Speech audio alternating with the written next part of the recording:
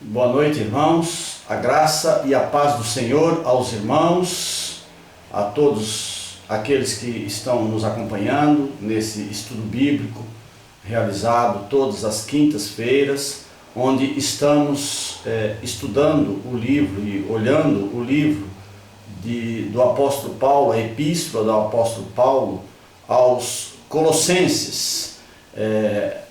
Prazer, alegria, privilégio estar aqui com vocês,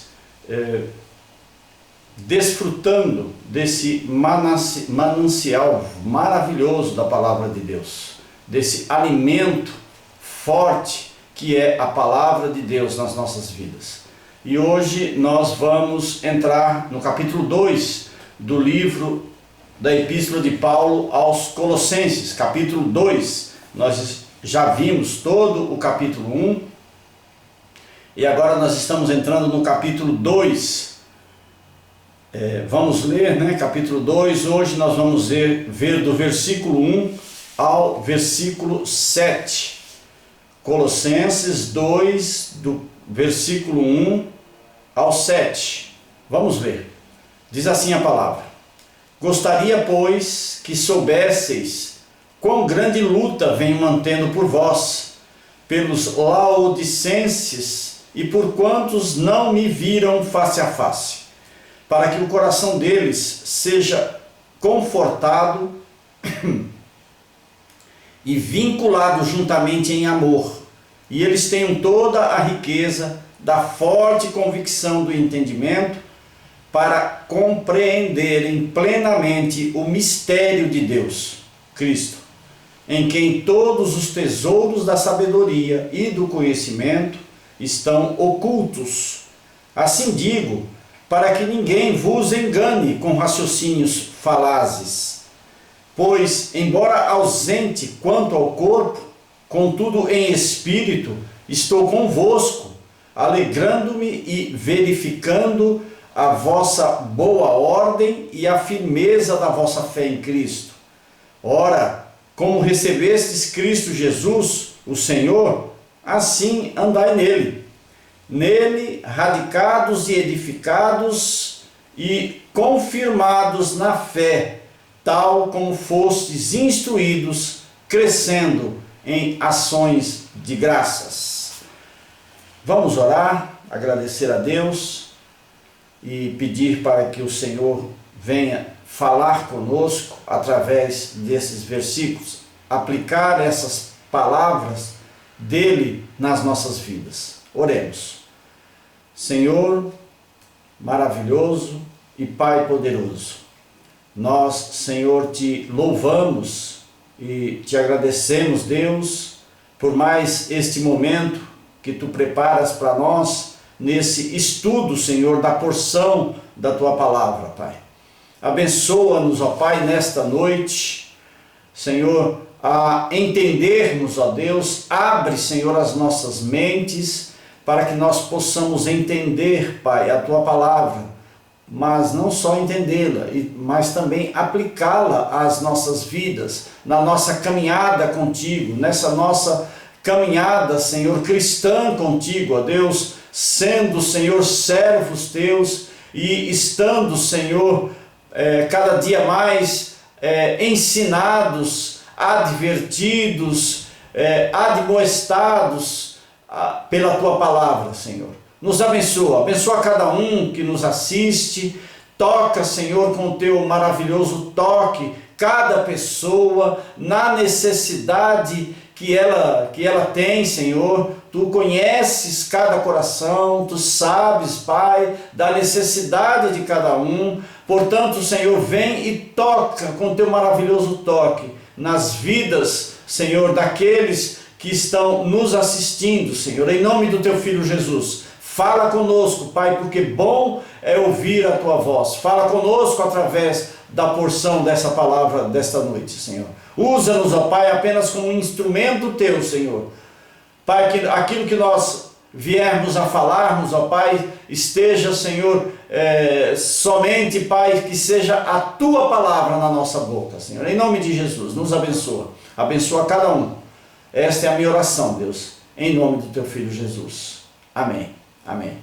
Irmãos, então nós iniciamos hoje o capítulo 2 do livro de Colossenses, esse livro maravilhoso, onde nós já vimos o capítulo 1, né? A supremacia, a maravilha de Cristo.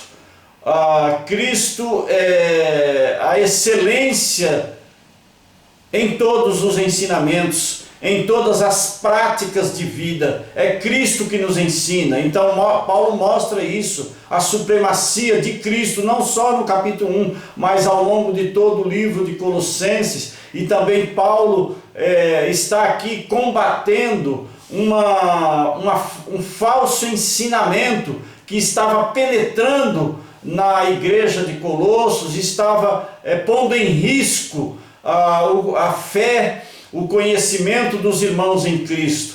E Paulo vem refutando isso, e agora entramos aqui no capítulo 2, onde no início desse capítulo, o apóstolo Paulo, após mostrar o seu ministério, né? Paulo, no final do capítulo 1, ele se apresenta, ele mostra o seu ministério de pregador, seu ministério de ensinador, de mestre, e através do ensino ele também adverte os irmãos para esses falsos ensinos. Então Paulo, após pregar, agora Paulo vai orar por eles. Aliás, Paulo já tinha feito uma oração também no início, e agora ele ora de novo. Paulo sabe que apenas pregar é insuficiente no ministério de pastor, de sacerdote. Ele precisa também orar. Essas duas ações sempre devem andar juntas: pregação e oração. Pregação, porque a pregação nos ensina, nos transforma, nos adverte, nos dá o conhecimento que nós necessitamos em Cristo. E a oração é a nossa conexão com Cristo, é as nossas petições, é nós falarmos, conversarmos com Deus, para que Ele venha suprir as necessidades que nós temos de acordo com os propósitos dele. Então, essas duas ações de orar e pregar, elas sempre devem andar juntas. Como vimos no final do capítulo 1, Paulo desejava apresentar todo cristão perfeito em Cristo.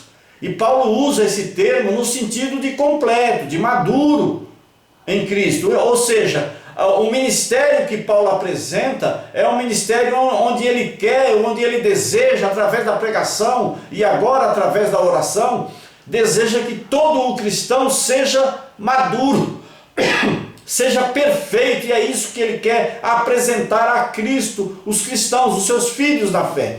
E Paulo então usa esse termo, né, de maduro, né, de perfeito em Cristo. E esse é o objetivo de toda a pregação, da advertência, do ensino, pois o amadurecimento espiritual vem com a pregação, com o ensino e com a prática da palavra.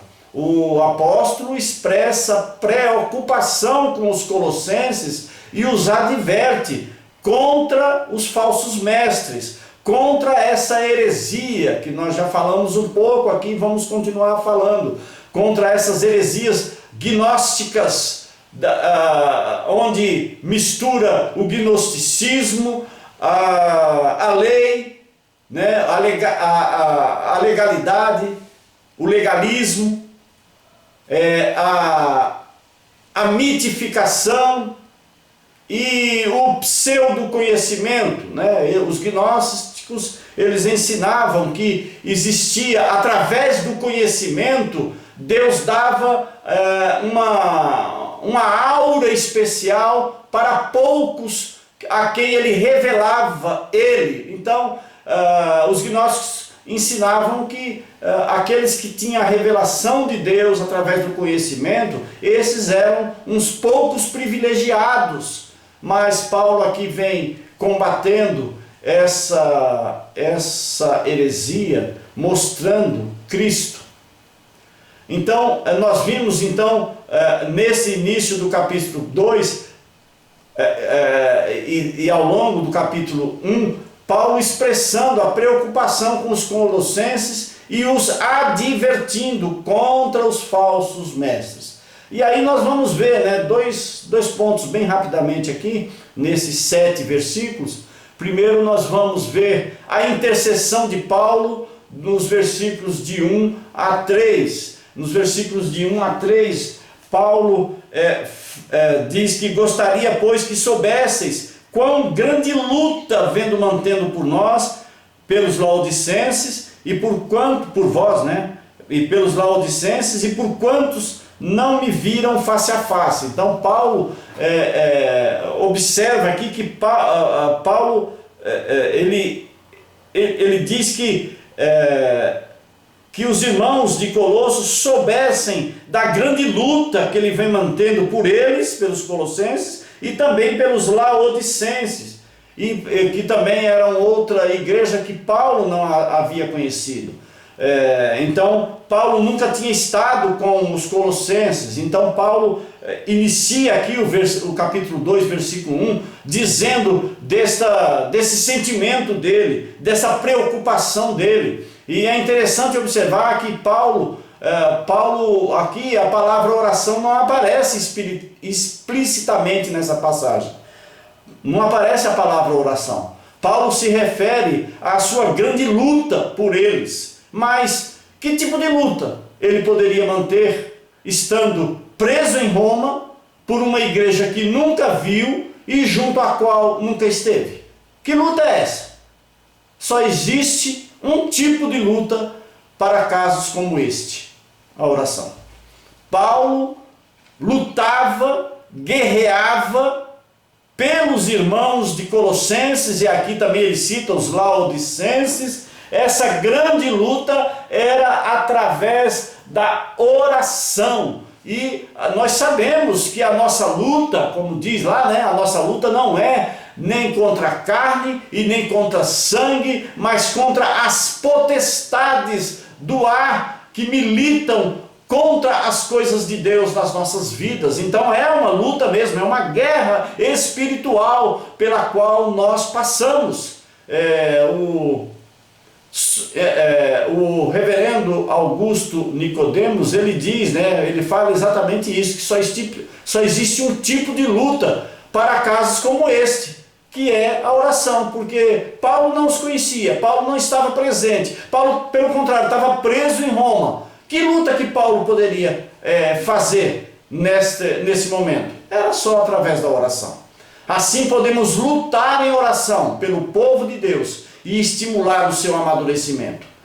Quais são os sinais aqui que Paulo apresenta de amadurecimento, mostrado por Paulo aqui no versículo 2? Olha o versículo 2 comigo aí. Diz: para que o coração deles seja confortado e vinculado juntamente em amor, e eles tenham toda a riqueza da forte convicção do entendimento, para compreenderem plenamente o mistério de Deus. Paulo usa então algumas palavras aqui para mostrar o amadurecimento dos irmãos. Primeiro Paulo diz o conforto. Confortar significa aqui dar forças, encorajar. E ao encorajar uma pessoa, nós damos-lhe um novo ânimo, uma força. Um verdadeiro encorajamento espiritual pode ser restaurador e fazer aflorar o que há de melhor na pessoa. Então Paulo aqui ora para que o coração dos colossenses sejam fortalecidos, sejam encorajados a continuar nesta luta. Então esse é um dos sinais do amadurecimento, é o conforto, é a força, é a perseverança que os irmãos têm em Cristo. O segundo sinal aqui, né, que ele mostra é o carinho, né, o carinho. Olha o que ele fala: seja confortado e vinculado juntamente em amor. O carinho, né, vinculado juntamente em amor. O cristão maduro ama seus irmãos e procura ser um pacificador, não um agitador. Todo cristão que é maduro, ele busca sempre a pacificação, o campo pacífico, ele é sempre um pacificador em qualquer situação onde há oposições, onde há discussões. Ele sempre vem trazer uma palavra pacificadora, ele jamais é um agitador.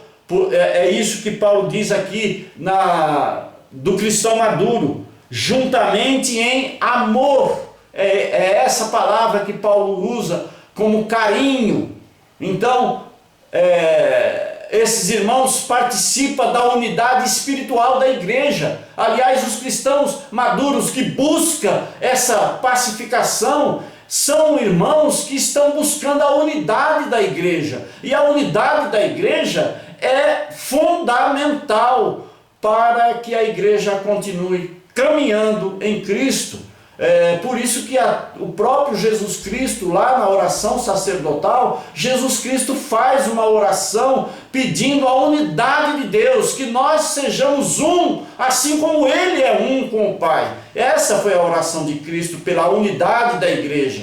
E o cristão que é maduro, ele participa dessa unidade. O contrário do imaturo, que é egoísta e causa sempre, com o seu egoísmo, divisão na igreja. Sabe, aqueles que querem sempre que prevaleça a sua opinião, que prevaleça o seu argumento, isso é o egoísmo. São pessoas que não conseguem, por causa da sua imaturidade, absorver uma opinião contrária, uma visão contrária àquilo que ele pensa, ao seu argumento.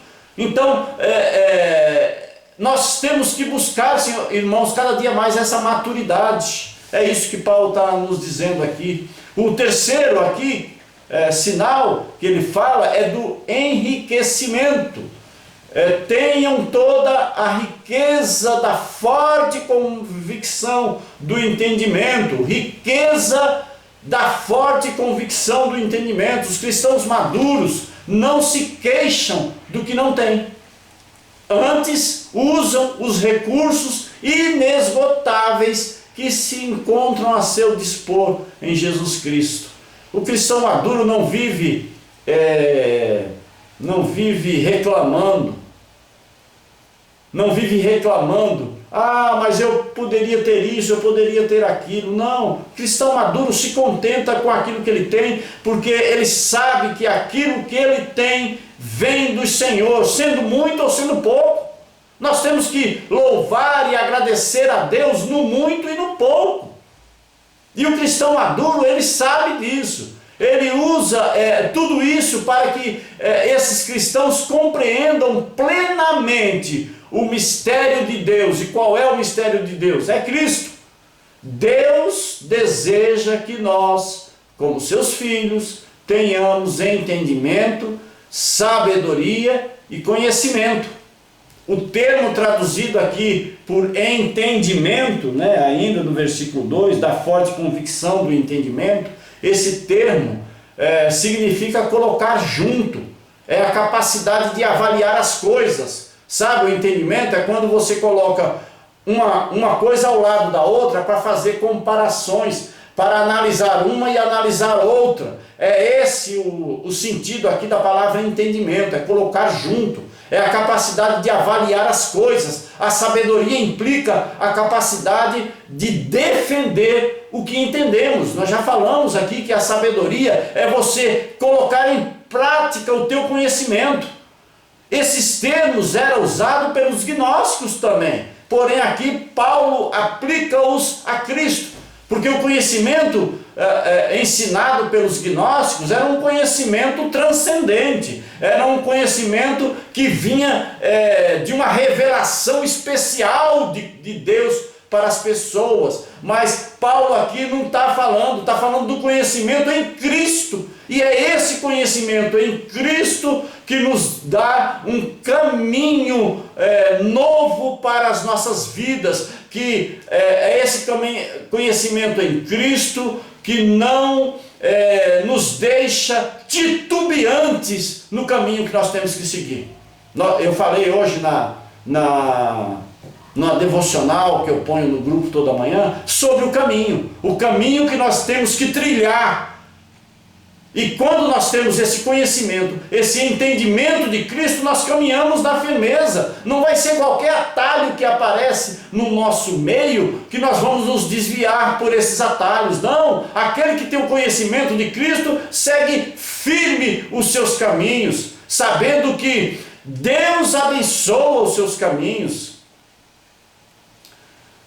estando sempre esses caminhos em conexão com aquilo que Deus tem para nós. Não adianta nós queremos caminhar em desacordo com o propósito de Deus. Propósito de Deus revelados a nós através da sua maravilhosa palavra. Esse é o primeiro ponto.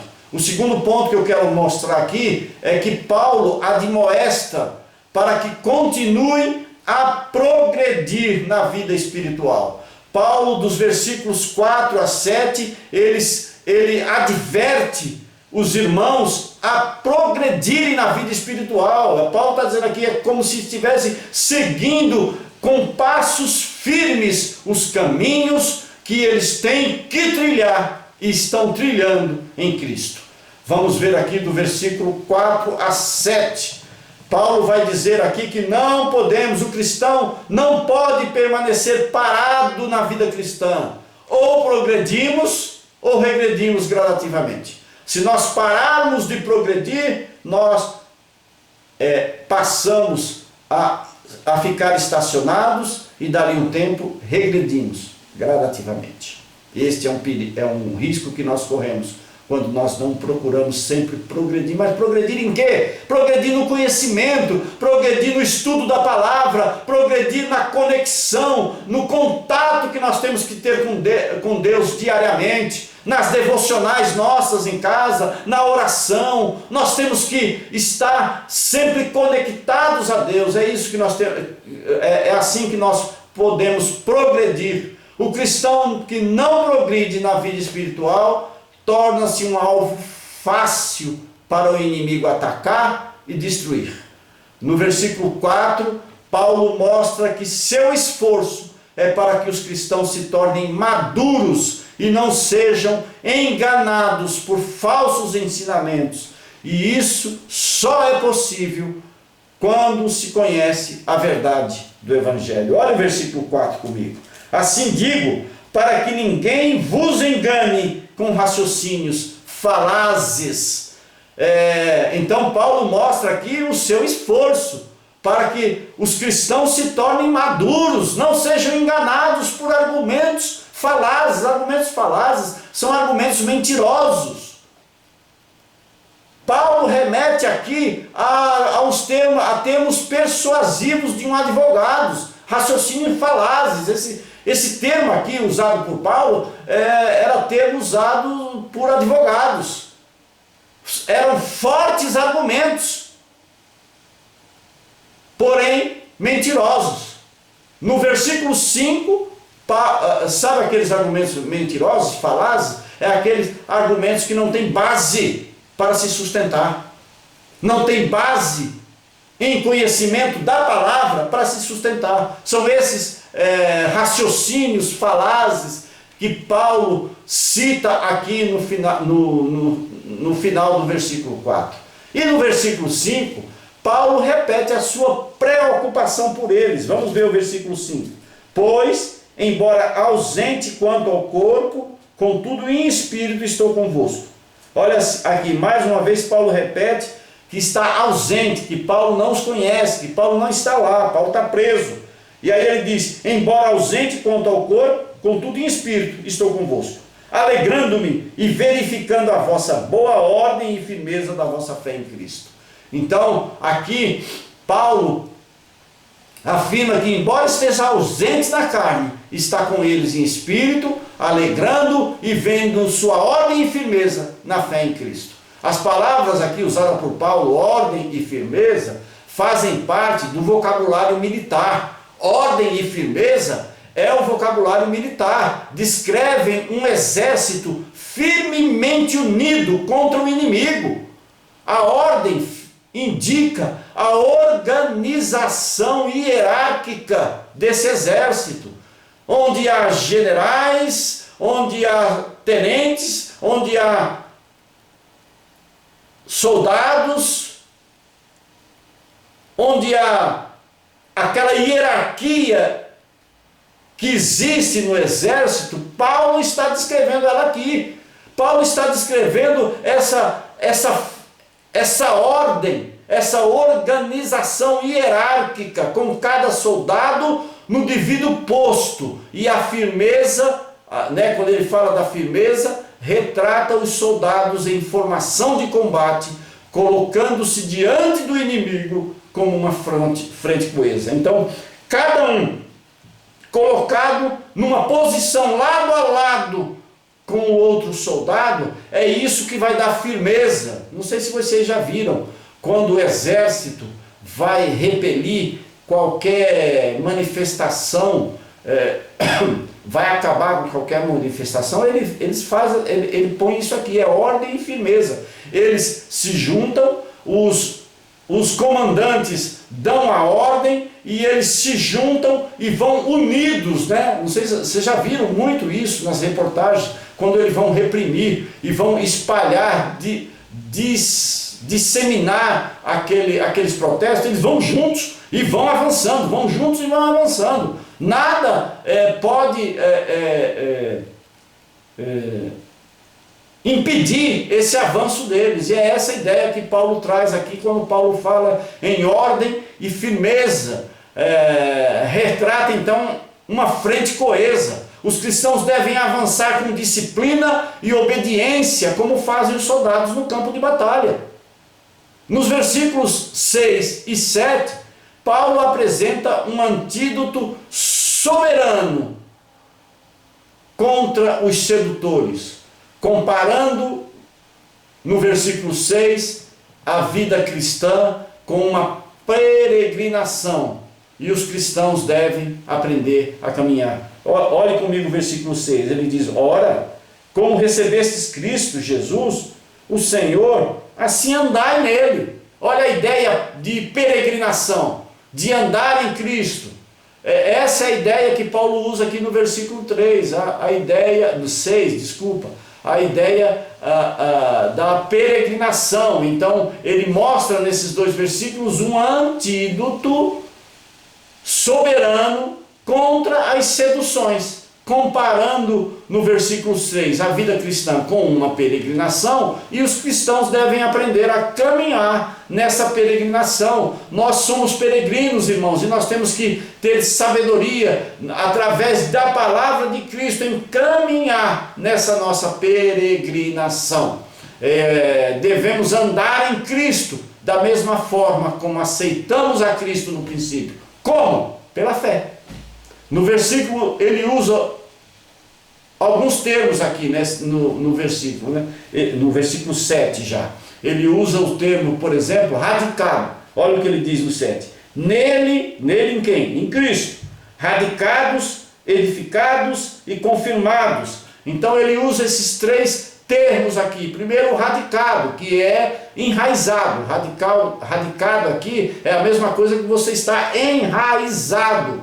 É um termo que vem da agricultura. E o tempo usado aqui no grego indica uma ação realizada já de uma vez por todas e continuamente. Então, embora é uma ação já realizada no passado, porém é uma ação que continua sendo utilizada, realizada. Ele foi usado de uma vez por todas no passado e continua a ser usado. Essa é a ideia do verbo grego usado por Paulo aqui para dizer radicado, enraizado. Ele usa o outro termo aqui, edificado, né? Ele usa radicado e edificado. O termo edificado, esse termo é um verbo que vem da arquitetura. E aqui é usado no tempo presente. O tempo, ele usa aqui o edificado num tempo presente que o inglês chama de present continuous, que é um tempo presente que acontece agora e também continua acontecendo.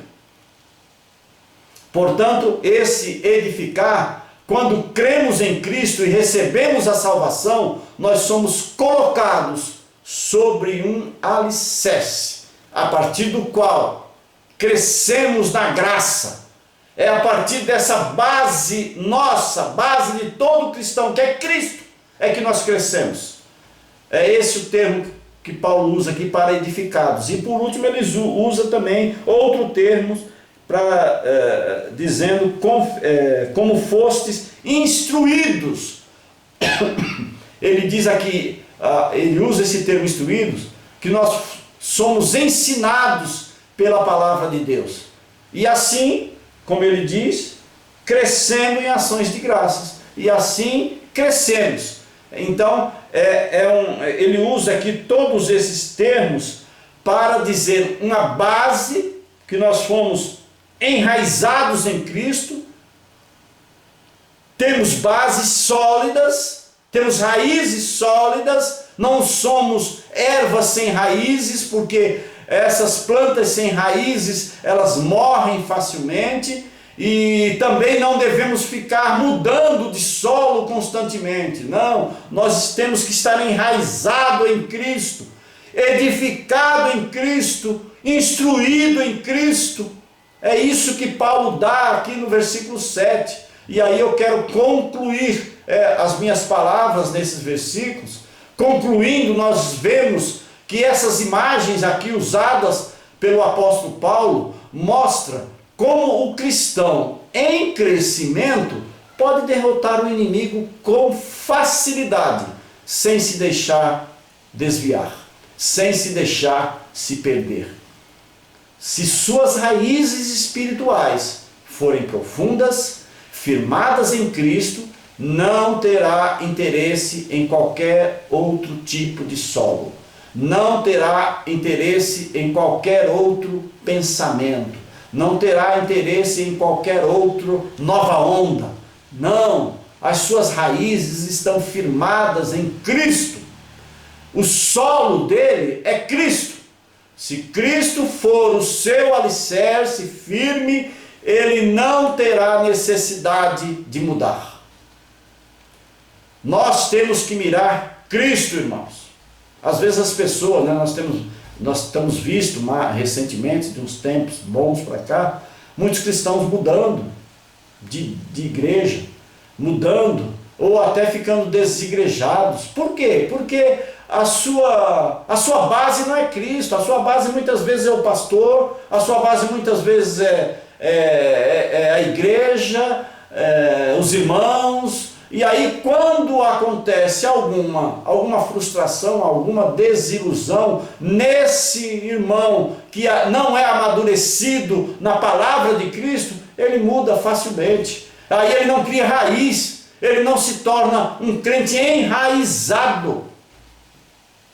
Se Cristo for seu alicerce firme, você não terá necessidade de mudar.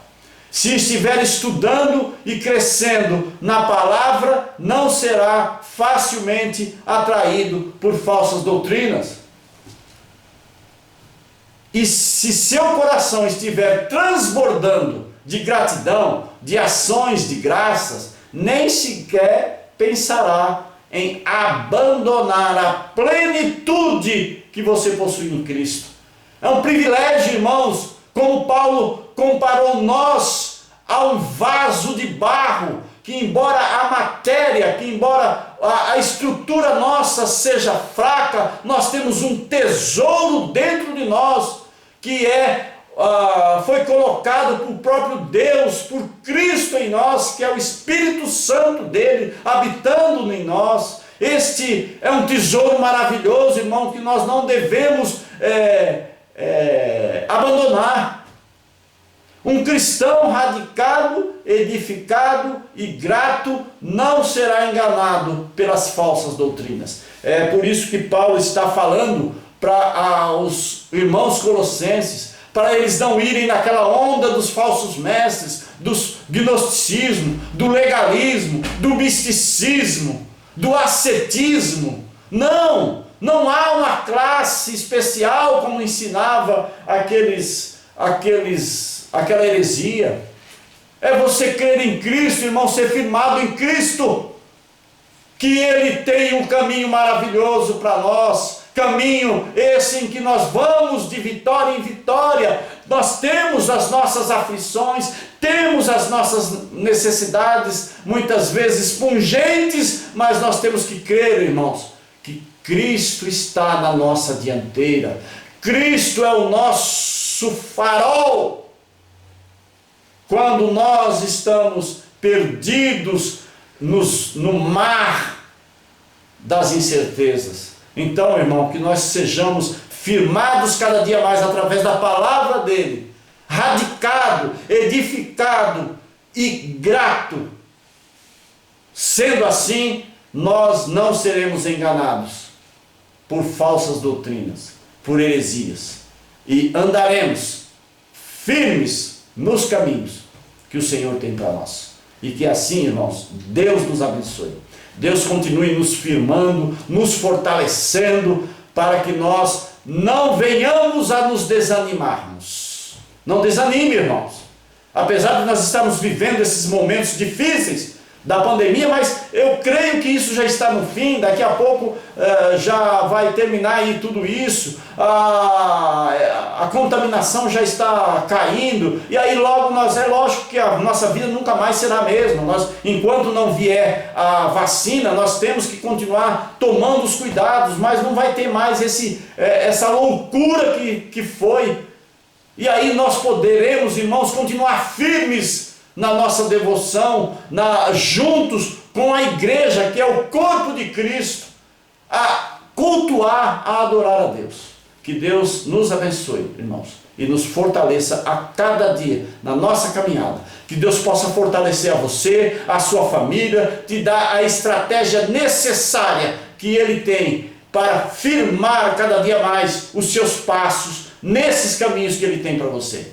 Que Deus abençoe. Vamos orar. Senhor Deus e Pai, nós te louvamos, te agradecemos, Deus, por mais essa noite, por essas palavras, Senhor, maravilhosas, de ensino, de advertência e de edificação que tu tens para nós, Pai, através da tua palavra. Muito obrigado, Senhor. Continua, Senhor, cada dia mais nos firmando, Senhor, na tua palavra. Continua, Senhor, cada dia mais fortalecendo, ó Deus, os nossos músculos da fé, para que nós tenhamos, ó Pai, cada dia mais convicção que o nosso pensamento, o nosso coração pode fazer planos, mas que a resposta certa, Pai, vem de Ti. Muito obrigado, Senhor. Continua nos fortalecendo. Abençoa cada irmão que está nos assistindo, que nos assiste. Abençoa a nossa igreja de Xinguara. Abençoa, Senhor, os nossos passos e a nossa caminhada. Nós oramos, ó Pai, e te agradecemos, em nome do Teu Filho Jesus. Amém. Irmãos, que a graça do nosso Senhor e Salvador Jesus Cristo, que o amor de Deus, o Pai, e as doces consolações do Espírito Santo esteja com você, povo de Deus, espalhados por toda essa terra, hoje e sempre. Amém. Irmãos, até a próxima, querendo Deus. Próxima domingo nós estaremos lá, né? Nós vamos nos reunir no conselho para definir alguns passos para essa retomada das reuniões e terminando a pandemia. E próxima quinta, querendo Deus, nós estaremos de novo nesse estudo bíblico de Colossenses. Deus abençoe sua vida, Deus abençoe sua família, te proteja e te fortaleça. Amém.